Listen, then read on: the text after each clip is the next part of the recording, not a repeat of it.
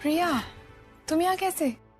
Ma'am, मुझे आपसे एक बहुत इम्पोर्टेंट बात करनी है। मैं बहुत डिस्टर्ब हूँ। क्या मैं अंदर आ सकती हूँ प्लीज? या ऑफ कोर्स, आओ आओ अंदर आओ।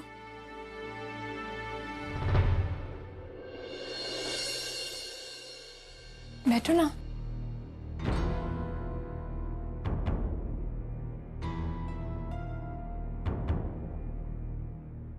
अब बोलो, क्या बात?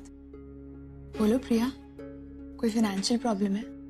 नहीं मैम, मैं यहाँ पे अपने बारे में नहीं, आपके बारे में बात करने आई हूँ। मेरे बारे में? मेरे बारे में क्या बात करनी है? मैम, वैसे तो मैं एक स्ट्रेंजर हूँ और मुझे शायद आपकी लाइफ में इंटरफेयर भी नहीं करना चाहिए, पर आपने ही उस दिन कहा था ना कि मैं आपको आपकी बेटी की याद दिलाती हूँ। उसी दिन से मेरा आपसे कुछ कनेक्शन जुड़ गया है।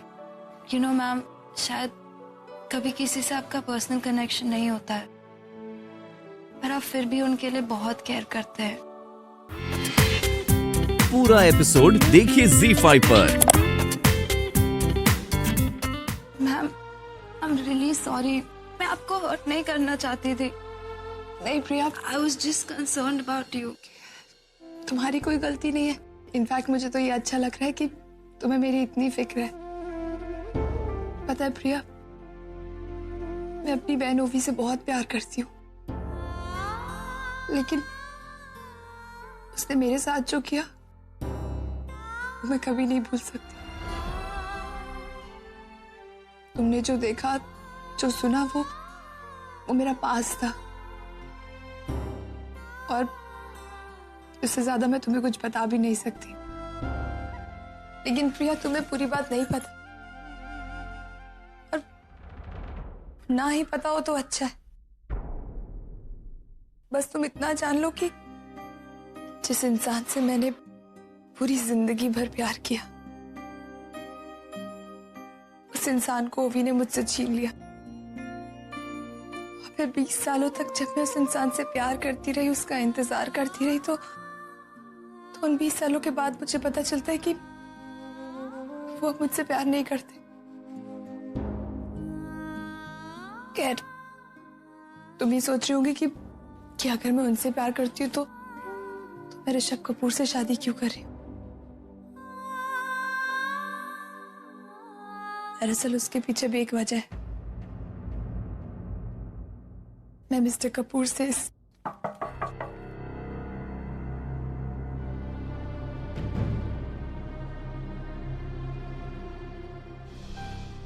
मैंने सोचा था मैं ऋषभ कपूर के बारे में अर्जुन को कुछ नहीं बताऊंगी, पर पूर्वी मेरी बात सुनने के लिए तैयार ही नहीं है।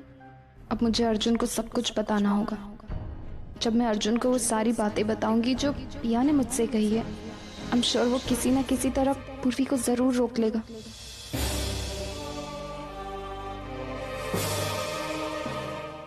अर्जुन, अर्जुन क्या हुआ? अर्जुन तुम ठीक हो? क्या हो रहा है? फिर से वैसी दर्द हो रहा है। एक सेकंड में अभी डॉक्टर को कॉल करती हूँ। Don't worry. हाँ,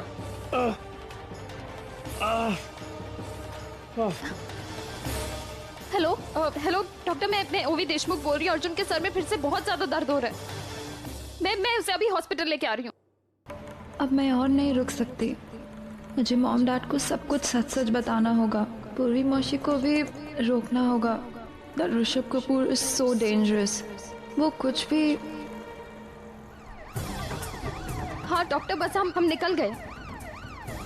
मॉम, पिया, पिया तुम यहाँ?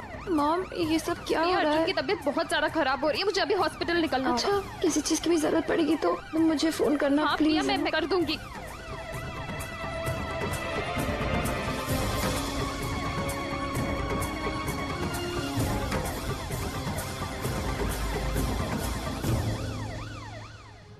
अब मैं क्या करूं? यहाँ डैड की भी तबीयत ठीक नहीं है, वहाँ पूर्वी मौसी भी प्रॉब्लम में है।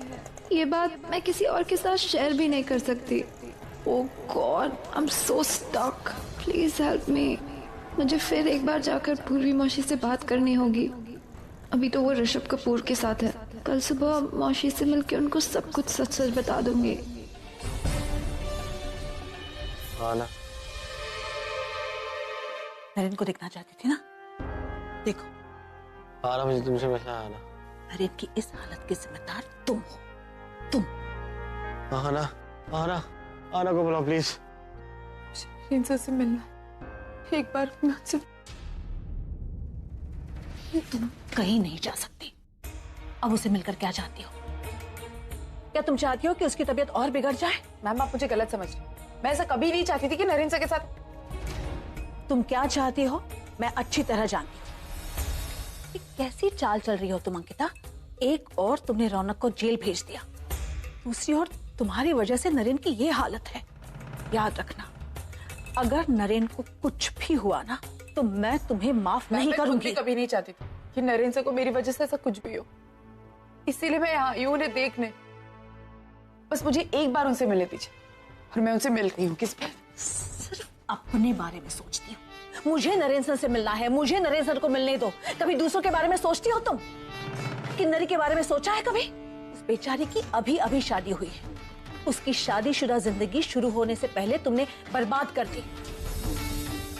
वो बेचारी हर पल रोती रहती है। क्यों किया तुमने ऐसा?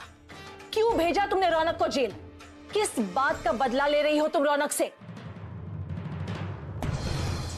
तुम्हारे बाप को हमने जेल भेज दिया, उसका बदला ले रही हो। पर ये नहीं सोचा तुमने कि तुम्हारी बाप ने रौनक को कितनी बेरहमी से पीटा। ये नहीं सोचा तुमने तुम्हारे बाप ने जो किया उसकी सजा उसे मिलनी ही थी। पर तुम हमारे घर के खिलाफ क्यों खड़ी हो गई हो अंकिता? मैम पहली बात तो ये है कि मेरी कोई किसी से दुश्मनी नहीं है। इस घर के लोगों से मेरी कोई दुश्मनी नहीं है। मेरी प्रॉब्लम सिर्फ रौनक से। रौनक ने गलती की है, रौनक ने मेरी बहन के साथ बलात्कार किया है और उसकी सजा मैं उसे दिला कर रहूंगी, चाहे कुछ भी हो जाए। अंकिता, तुम्हारी बहन के साथ जिसने भी घिनौनी हरकत की है उसे सजा मिलनी चाहिए। मी हे सगळं समझू शकते, पर रौनक इस सब के लिए जिम्मेदार नहीं है और ये तुम अच्छी तरह जानती हो। तुम्हारे पास रौनक के खिलाफ कोई सबूत नहीं है, कोई गवाह नहीं है, फिर भी तुम बार बार उस पर घटिया इल्जाम लगाते जा रही हो। आखिर क्यों? मैम मैं नहीं जानती कि इस केस का अंजाम क्या होगा, लेकिन आपको एक बात बता देना चाहती हूँ। जितनी बदनामी आपके बेटे की है ना, उससे कई ज्यादा बदनामी मेरी बहन की होने वाली। लेकिन फिर भी मैं रिस्क ले रही हूँ। पता है क्यों? क्योंकि मैं रौनक को सजा दिलाना चाहती हूँ। उसने गलती की और उसे सजा तो मिलकर रहेगी। इनफ अंकिता। मैं यहाँ कोई ये डिस्कस करने नहीं आई, और सच्ची मुझे सारी बातें डिस्कस भी नहीं करनी। मैं यहाँ सिर्फ नरेन सर के लिए आई, उनकी तबीयत देखने, उनके साथ रहने के लिए। मुझ पर विश्वास नहीं है ना, पर अपनी आंखों पर विश्वास है, कानों पर विश्वास है। Just give me a minute. तो जैसा कि अभी अभी आपने देखा, अंकिता जी किसी भी सवाल का जवाब नहीं दे रही हैं, लेकिन कोर्ट में एक दिन सच सामने आ ही जाएगा। क्या कर रही है तुम्हारी पत्नी? बार बार टीवी चैनल्स पे ये सब कुछ दिखा रहे हैं। शर्म आ रही है मुझे नरेन, शर्म आ रही है।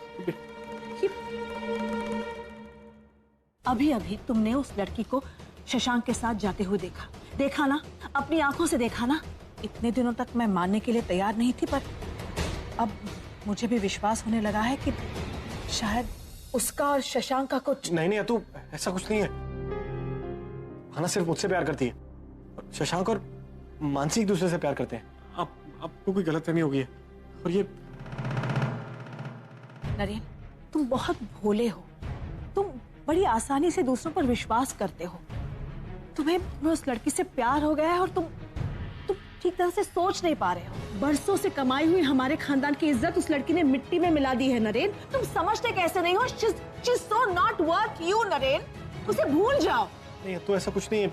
ये एक छोटी सी मिसअंडरस्टैंडिंग है जो मैं सॉल्व कर लूंगा, बहुत जल्दी सॉल्व कर लूंगा। अब देखना। ये मिसअंडरस्टैंडिंग नहीं है, ये सच्चाई है। आज ये सिचुएशन आहाना के वजह से क्रिएट हुई है, वो इस सबकी जड़ है।